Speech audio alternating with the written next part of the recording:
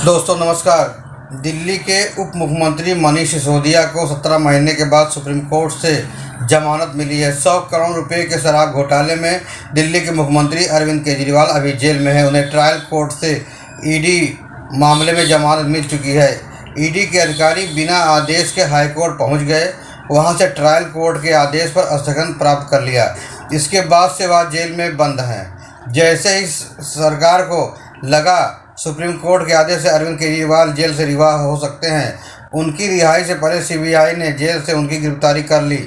High court के आदेश को supreme court ने गलत मानते हुए निरस्त कर अरविंद केजरीवाल को जमानत दे दी। उसके बाद भी अरविंद केजरीवाल जेल में बंद है। न्याय के नाम पर अन्याय का जो खेल खेला जा रहा है, लोकतांत्रिक देश में सरकारों द्वारा अपने विपक्षियों को दबाने के लिए कानूनी व्यवस्था का इस्तेमाल किया जा रहा है। भारत में पिछले कुछ वर्षों से विपक्षियों को राजनीति से दूर करने के लिए कानून के मकड़जाल में उलझाकर अदालती चक्रव्यूह में फंसा दिया जाता है।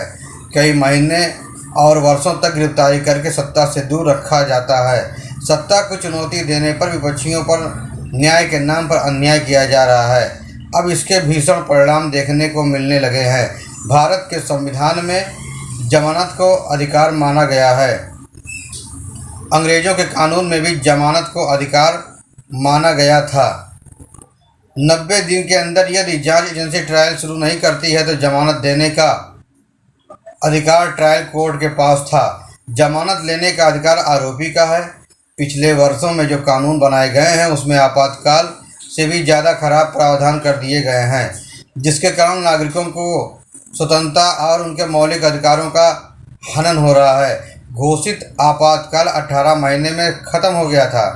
कानून व्यवस्था को नियंत्रित करने के लिए इससे कुछ समय के लिए लागू किया गया था। जैसे ही आपातकाल समाप्त हुआ, सभी को जेल से रिहा कर दिया गया था। विपक्षी दलों ने भी चुनाव में भाग लिया था। आपातकाल के बाद इंदिरा गांधी चुनाव हार गई। पहली बार केंद्र में गैर कांग्रेसी सरकार बनी। अघोषित आपातकाल में अब राजनीतिक दलों के नेताओं को भ्रष्टाचार के आरोप में कई महीने और कई वर्षों तक जेल में रखा जा रहा है। जांच एजेंसियां वर्षों तक जांच करती हैं। 90 दिनों के बाद ट्रायल भी शुरू नहीं होता है। जब बड़े बड़े नेता को इस तरह से जेल भेजा जा रहा है, इसका असर अब देखने को मिल रहा है। जांच एजेंसियां, जिसमें ईडी, सीबीआई और पुलिस, निरपराध लोगों के ऊपर गलत मामले को बनाकर जेल भेज देती है। जेल भेजने की धमकी देकर कारोबारियों और आम आदमियों से वसूली का नया ट्रेंड भारत में शुरू हो गया है। ईडी, नारकोटिक्स, पुलिस और सीबीआई के कई अधिकारी रिश्वत लेते हुए रंगे हाथ पकड़े जा चुके हैं। स्वयं जब जांच एजेंसी का दुरुपयोग हो रहा है, तब जांच एजेंसी भी निजी स्वार्थ के लिए अधिकारों का दुरुपयोग कर रही है। अब तो अदालतों के ऊपर भी रिश्वत के आरोप लगने लगे हैं।